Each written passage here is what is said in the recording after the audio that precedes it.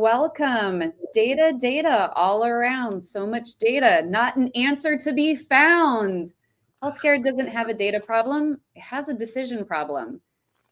Welcome. We're going through Beyond the Hype, and we are looking into how is data powering smarter healthcare today. I am Sara Pesko. I'm the Director of Product Management here at Inovalon for Real World Data. If it is data and it is de-identified, it is within my domain. Joining me today is Breze and Andrew Li. Gentlemen, please introduce yourselves. Yeah, wonderful to be speaking with you today, Sarah. Hi, everyone. My name is Breze. I'm a product manager in the Clinical Insights division here at Inovalon, and I'm here to speak about all things clinical trial related and how this evolving real-world data strategy can influence some of the decisions that impact clinical trials. Andrew? Hey everyone, nice to speak with you today. My name is Andrew Li. I'm a product manager here at Inovalon in the Commercial Insights branch. So anything market access, med affairs, sales, marketing, all that is me. Looking forward to speaking on how data influences these realms. And thank you all for joining. Please participate. You should have chat, throw any questions on over to us. This is conversational. We are just three data nerds that just want to talk about healthcare and what's out there. So please utilize the chat because that helps all of us learn and, quite frankly, discuss more interesting things. So while we're getting settled, let's talk a little bit about predictive analytics and helping reduce hospital admissions. The Kaiser Family Foundation found that in 2023, over 42% of hospitals reported penalizations for high readmissions rates. Gentlemen, how can data and predictive analytics help these hospitals out and get people out of readmissions and back home? Awesome. I'll bite on that one first, Sarah. I think the readmission problem is one that is multifaceted in that you're always trying to aim for higher patient quality of care, but in the same hand of things, that quality of care comes with cost considerations, technological considerations, clinical decision, workflow considerations that I think from an evidence-based practice of medicine, you'd like to have data to support. And that's where I think a lot of these analytical strategies come into play. Overall, I think we're moving into a space where not only can we characterize and give a structure to the pattern of these readmissions and potentially identify and flag people who may be at a higher risk to be readmitted. We can also start to predict some of those behaviors downstream of maybe what the financial impacts would be in addition to the clinical impact to the patient, to the hospital system down the line. And those analytics and data support added weight to that decision criteria from hospital decision makers in addressing things with an urgency level that's appropriate given the therapeutic area. Yeah, absolutely. To add on to that, we've actually seen in one of our customers that works in the heart failure therapeutic area, we've been able to use some sort of predictive analytics there to help them talk to hospitals to identify these patients before they are readmitted to the hospital. For example, if there are certain comorbidities or if we notice in the data that they missed a medication fill, we can notify the hospital and then they can respond accordingly, like scheduling a televisit or following up with them to see if they're doing all right and seeing how to prevent these readmissions. Because at the end of the day, it's all about shifting from reactive care to proactive care, which ultimately saves lives and costs as well for the hospitals. That's a really good point, Andrew. I think it's the AHRQ that says around 20% of these readmissions are preventable. Tell me a little bit about some of the data you're utilizing to predictively target these patients, especially the ones that are going to be the most actionable, because not everyone has a high probability of being reached. But I'd love to hear a little bit more about what you're doing in that space. What kind of data are you using? Yeah, absolutely. So we have a huge database of comorbidities that we have. So if a patient is with heart failure, also has potentially like hypertension or an ischemic attack, There's data that we have in these claims that we get that can support, oh, this patient might have a readmission more likely than a certain type of patient. But also on top of that, we get so much real world data, including SDOH factors. So underserved communities with less access to doctors or cardiologists, we have this information, and then we can proactively reach out to these patients in these health deserts that we like to call them, and be able to proactively say, hey, these patients would more benefit with that outreach rather than certain patients who might not have these same risk factors. I love that you're putting together a bunch of different data sets to get a greater picture of the patient. And I see Cameron's nodding as well. It sounds like to really be able to fully assess and predict along these lines, whether or not it's driving someone to home health care or doing some additional care coordination, that these put together data sets give you maybe even some better performance than some of the old analyses that we saw, years ago, like LACE, these predictive models.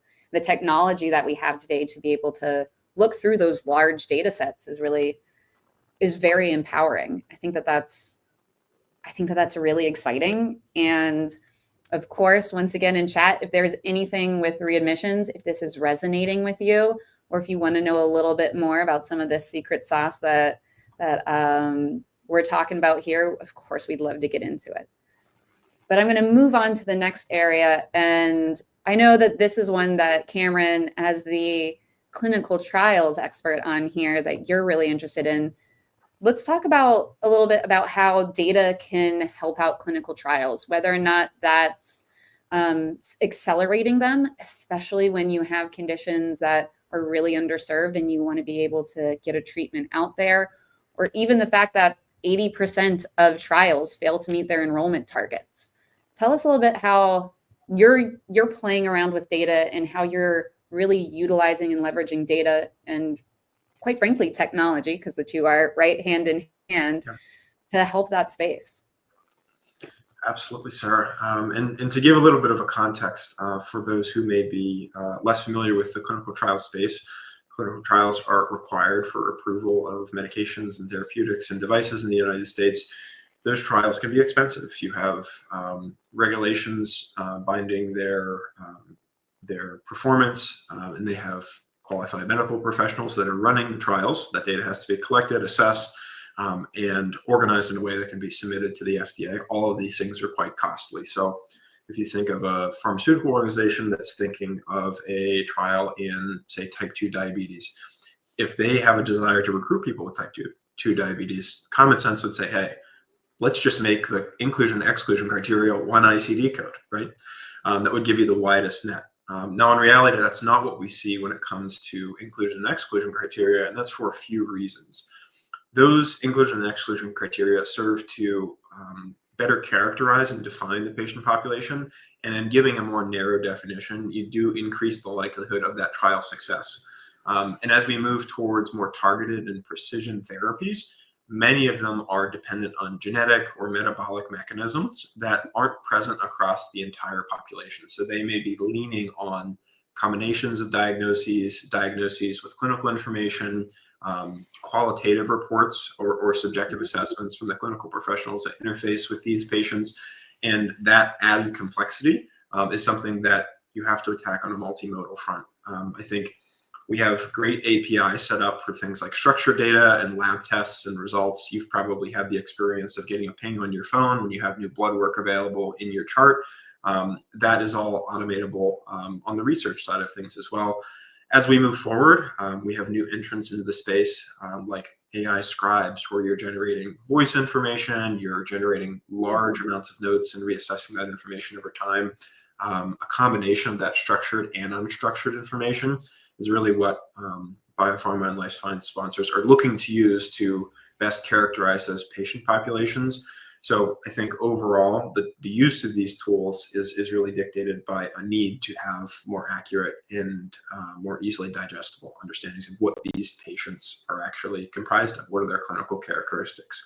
And I'm curious, Andrew, if you see any corollaries or overlap with the commercial space as well, with these sort of cohorting behaviors. Yeah, absolutely. Like the thing with all of medicine and all of these different healthcare ecosystems is that every single therapeutic area, every single cohort is different. So being able to have these cohorting capabilities, being able to segment these patient populations based on predictive factors or based on these different sort of comorbidities or health factors, it's such a crucial thing to be able to do within the commercial space as well. All right, we have some questions coming in from chat. Johnny asks, what's an example of social drivers or social determinants of health data making a measurable difference in patient outcomes? Yeah, I think we actually had an example of a client working in the diabetes space. So we were considering differences within these patient cohorts, looking at SDOH factors, demographic factors such as zip code, where they're located, based on access to transportation, and based on other sort of comorbidities as well. So, for example, we know that a patient who might not have access to transportation, living in potentially a rural area of the country, who's suffering from diabetes, might not have the same access of care as someone living in a more urban area with more access to transportation. So because of that, we were able to recommend that these providers provide access to ride sharing, like maybe provide a Uber or Lyft credit to help these patients really get the care that they need. You know, Andrew, I'm actually going to piggyback off of that example and say that there was, before I was in the data space, I was in traditional healthcare space. And I remember we kept having a frequent flyer into our emergency room. And it'd always be because of a diabetic episode. And it'd be around the same 90 days every single time. And I remember finally someone pulled up the data and was like, it's like clockwork. We found out that it's around the same time that they ran out of their prescription. And so, you know, we as a clinical team came in, we were speaking to them and said, well, you know, you need to get your prescription renewed. And they said, well, I know that, but I don't have a car to pick it up. And so that flagged us, well, they need delivery for their pharmacy. And so then we enrolled them in that program, and guess what? They stopped being a frequent flyer. And when you think about the cost of a diabetic episode and an admission, and quite frankly, a readmission into what we were speaking to earlier, that's a huge reduction in cost to the patient and reduction to cost to the healthcare system. So being able to get that perspective, even something as simple as that sometimes you take for granted, access to a vehicle or distance to care, actually is a huge driver. So from the macro data perspective, 100% Andrew, and also from that kind of individual case study bias that I just gave. Definitely. Any over that you would like to comment on, Cameron? Yeah, I can contribute here as well. I think this from the clinical space, obviously there's direct impacts, and I think there's a storied history of SDOH factors sort of influencing underrepresented groups' appetite and interest in participating in clinical trials. And I think that's something that sponsors and academic institutions and research sites have to take and make actionable in a way that reaches the patients who need the most help. Sometimes that could be something as simple as educational materials tailored to their level of understanding, their level of comfort with the medical system, what have you.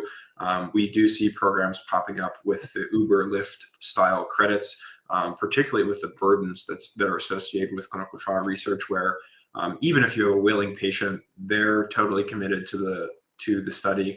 A lot of more complicated, say, infusion therapies require a chaperone, essentially, to help you drive there and back, wait with you during your appointment. And for those who don't have a family member or a close friend who has a regular schedule or is not currently working, you can think most of the working population is just not accessible, just because that is very, very difficult to do. So I think more and more we're seeing those sponsor companies take a more holistic approach, and I think that'll continue into the future.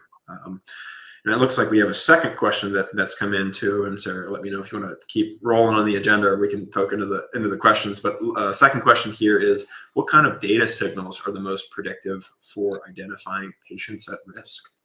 Ooh. Andrew, you started with the prediction track earlier. Do you want to kick us out? Yeah, totally happy to do so. I think this is such a great question, but the answer might be vague here, but I honestly don't think that there is a specific set of data signals across all therapeutic areas that will be able to be predictive for identifying patients at risk, because so many different conditions are so different. Say, look at a diabetes patient versus a breast cancer patient. There's going to be so many different factors for these different patients that we can't really say a one size fits all sort of data signals. But I think at the base, we'll always go back to those sort of behavioral insights, the comorbidities, the SDOH factors. I think a lot of our analyses can be based off of some sort of first principle component analysis and breaking down all of these different factors to really see which ones matter the most, depending on the therapeutic area.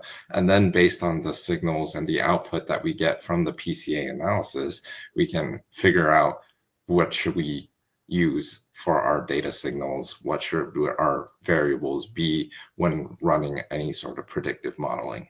Mm-hmm. Yeah, but Sarah, I think that comes, it comes down to kind of the next topic we even have on our list, which is data personalization in healthcare. And to your point, it depends what you're looking at. If you've ever heard me on a webinar, you've probably heard me say, what is the job to be done? What are we trying to look at? Because what you're trying to look at and understand is going to be very different. Am I trying to find patients to reach out to for drug trials? Or am I trying to do a pure health economics outcomes research and see the effectiveness or safety associated with these areas? It's a huge scale, and I think it comes down to what is the saying that they always do with personalization: right care, right person, right time. Nobody's your average patient, and so it's really interesting. I don't think there is one thing that's, as you said, this is such a cop-out answer, but data personalization is what's making things better, in my opinion. And to that extent, UCSD has found that clinical trials where there is personalization arms have seen 30% improvement over those that don't. And so that's where you see some of these cool things coming in. And I think we're going to see risk models starting to, we're seeing risk models do better than LACE, do better than hospital out there in the past, which were very static. But now that we can tailor this to context that we didn't have before, you can get a much better risk prediction. And so I think that's where this personalization and prediction is really interesting, where before you had to hope for context, whereas now you have so much data available to you. If you're willing to have a more advanced data strategy, you can really get some additional insight. I know I kind of stepped on a little bit of the clinical trial side, but I don't know. What do you think from the perspective of patients at risk? Because clinical trials, there's definitely a component of being able to look at individuals also by risk score before bringing them in, because you want to find them on that severity scale. Absolutely. Yeah, that's a great question, Sarah. I think from the clinical trials perspective, that assessment of risk or validation of risk, sometimes it's an inclusion criteria. We want to see those people and identify them as soon as possible to make sure that they can participate in a trial, have access to a particular therapy. In other cases, it is literally just managing risk, where there may be a patient that has a higher risk of XYZ condition, and they have to be treated through a different clinical workflow or pathway than we'd expect. To tie in what Andrew had mentioned with some of the older machine learning models that I think are still quite valid across different therapeutic areas, most of the time these need to be tailored within within particular constraints. So it might be limited to a breast cancer population, a diabetes population. What I've been most excited about in the realm of AI, I think there is a lot of, we can discuss this as well, hype around LLMs and what that means for unstructured clinical notes and clinical data. But I think the LLM LLM-enabled acceleration of traditional programming and data science techniques is very exciting. So where you may have had to spend 1 to 3 months on a proof of concept and deployment for, say, something like anomaly detection with your earlier example of, hey, this person's coming into the hospital about every 90 days, and we're also prescribing them about every 90 days. It's odd that those overlap. We could deploy one of those and train the model and build it in a matter of maybe a week instead of months. So I think revisiting a lot of the paths we've trodden could be a really exciting way to squeeze a little bit more juice out of the data science work that's been done, although it doesn't have the same hype signal that LLMs have at the moment as a standalone. Yeah, but I love that there's still more to go in a lot of these. And to that extent, Ty asks, I understand that each of you manage and deal with data from a different perspective in healthcare and at Inovalon. So how do each of your experiences with data overload compare? All right, deep breaths. We have all been overloaded with data. I can go first. I am a data nerd at heart, but even I get overloaded with data. And so I think from my perspective, that's something that's really grounding is, like I said, going back to the what am I trying to do and having that really well defined. And then my next step when I say, okay, I know I want to build a trigger alert warning that isn't actually based off of the diagnosis, because this is such a rare condition that they'll go through years going through this kind of traditional pathway up to actually getting the real diagnosis. So how do we do something predictive like that and actually encapsulate those steps as a kind of area of certainty that they're getting down this pathway? And so if I have that clarity, then I can go and say, what data is appropriate?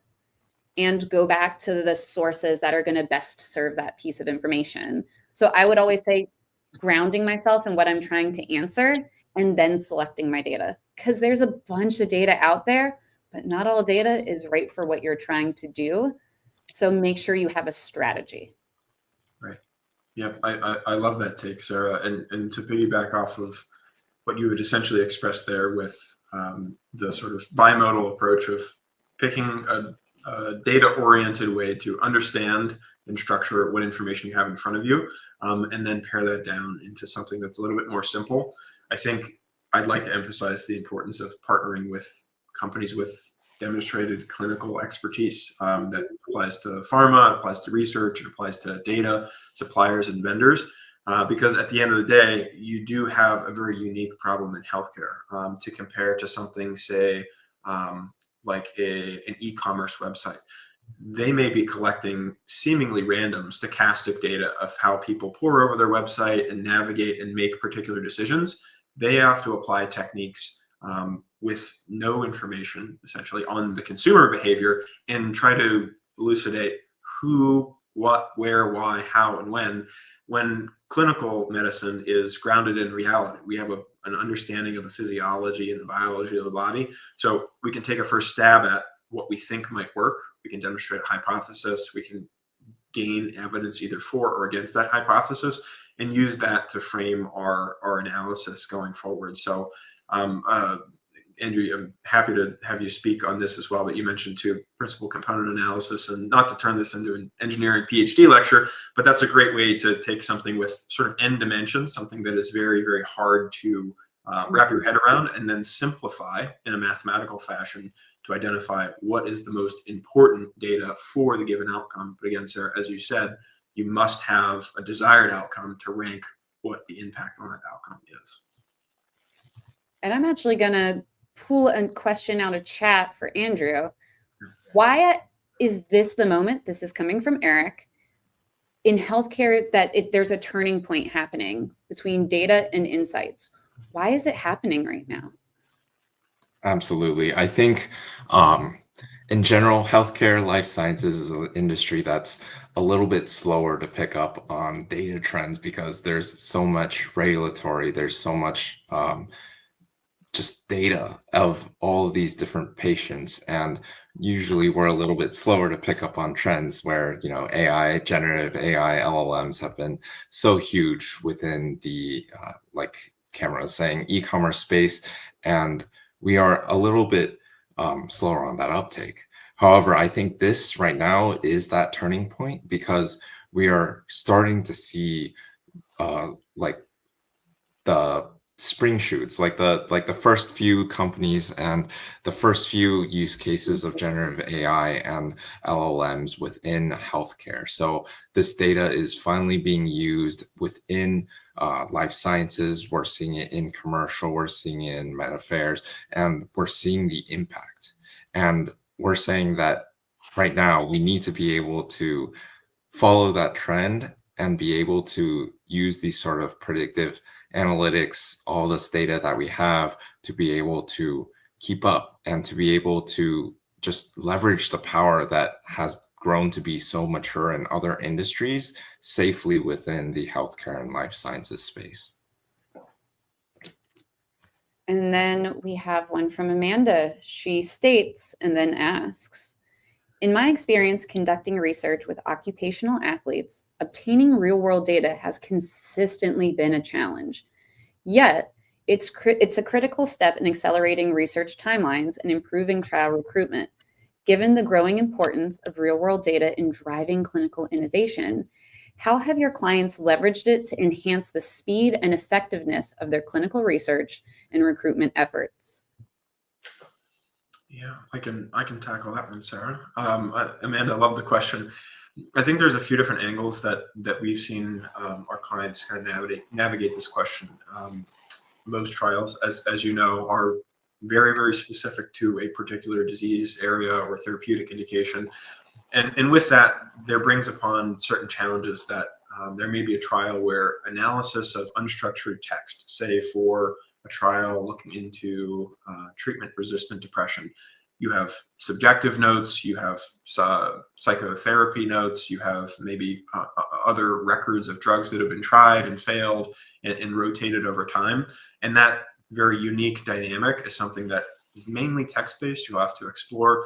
There may be certain trials that are on paper quite easy to recruit for, but they don't have a great visibility, particularly in the patient. Say you have a patient population in a geographic area that you'd like to target, but that geographic area in terms of healthcare provider and provider landscape and the systems that are present is very diverse, which means you may have some health records with one company, some health records with another, and there's no easy way to unify those unless you go with a tokenized vendor or some sort of mechanism to collect longitudinally what claims are present for that patient. And many times you can look at this as either a de-risking or a cost management strategy. You actually want to disqualify people quite fast because the cost of allowing someone to move through the enrollment pipeline only to later find out that, hey, they had a diabetes diagnosis 3 years ago. And now the sugar's well managed, but past history isn't currently available or doesn't qualify for the trial. Saves yourself a lot of time, a lot of administrative work, a lot of money, and a lot of effort. So I think there are more and more outside of the box ideas when it comes to clinical trial recruitment in those areas. In terms of increasing speed and effectiveness, we're seeing AI being distributed. I just saw this at NASP in Denver in the specialty pharmacy space, where they're using voice agents to do a lot of the calling and confirmation of what clinical trial eligibility criteria might be present, particularly those where they have to ask for subject feedback, or they may have to conduct a simple 5-question survey that isn't in the EHR. But again, it's not rocket science, and most people are pretty comfortable answering them. So there's a lot of green pasture to accelerate and augment a lot of this administrative and traditionally back office tasks. And I think AI will likely adopt or take over many of those, and the more complex ones that require attention to detail will still be in the arms of, in the back office, and the clinicians and administrators that organize those clinical trial recruitment efforts. All right. We're just about at time, but I got to do this last statement. There's so much out there in the industry right now with data and technology. Can we do a little bit of a hot or hype? Hot being, yes, we're excited for this. We think people are really using this in a really innovative way right now. And hype being, there might be something there, but we still have to see the rubber hit the road on this. Are we down to do this? Let's do it. All right, rapid fire. AI as doctors, hot or hype? Hype for me. I don't think we're ever going to be removing the doctor, the human element of care. Just seems wrong to me, or now at least. We'll see in 100 years, but for me, it's hype. I think this could be hot, and it's potentially somewhere to watch this space. I don't think in America and the EU that, given the regulatory presence, that will ever be totally an option. But if you think from the perspective of either geographically or in a region where you don't have access to medical care, with the option being AI doctor or no doctor at all, I think that changes people's perspective, and that I think will be where we'll have the earliest signals of what works, what doesn't work, just because there are no other options. All right, last one. Blockchain for interoperability or records control, hot or hype? Cameron, I'll let you do this one first. Yeah, I'll jump on this one. I would say hype. I will say that blockchain in general is an exciting technology, but you hit me with a blast from the past, Sarah. It was 2021, and I think we'll have. We're still talking about this. Yeah, there's been a lot in the news and in government about owning your own record. Right. So there's exciting legislature coming through, particularly with respect to patient access and interoperability via API. So I think we'll have more programmatic interaction with our healthcare system. Will it be on the blockchain?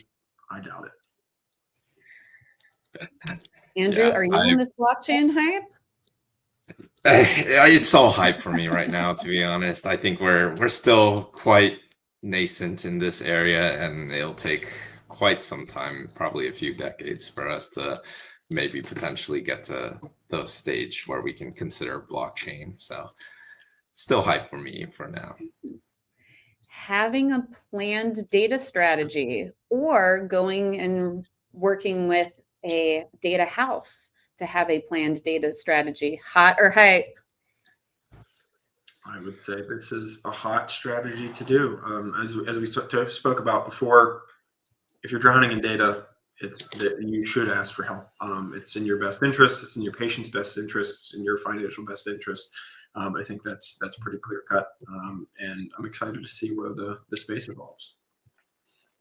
Absolutely hot as well for me. I think that having a strategy when it comes to data is absolutely crucial and essential to be able to plan out your strategy and being able to figure out what you're doing, essentially, because like we said earlier, there's so much data and we're at risk of being overloaded, but having a strategy to clearly cut through all that muddleness or confusion is such a wonderful idea. All right, I couldn't agree more. Whether you are a payer, provider, life science company, whether you are doing research, you need a strategy. The good thing is there's so much data out there. The bad thing is there's so much data out there. For those of you who we haven't been able to answer your questions, we will do that and get back to you asynchronously. But thank you so much for joining us. If you love webinars like this and want to stay informed about what's going on within that healthcare ecosystem, please follow Inovalon on LinkedIn, as well as reach out to us. Thank you so much for joining us. We absolutely loved these questions, and we will see you next time. Thank you. Bye-bye. Thank you.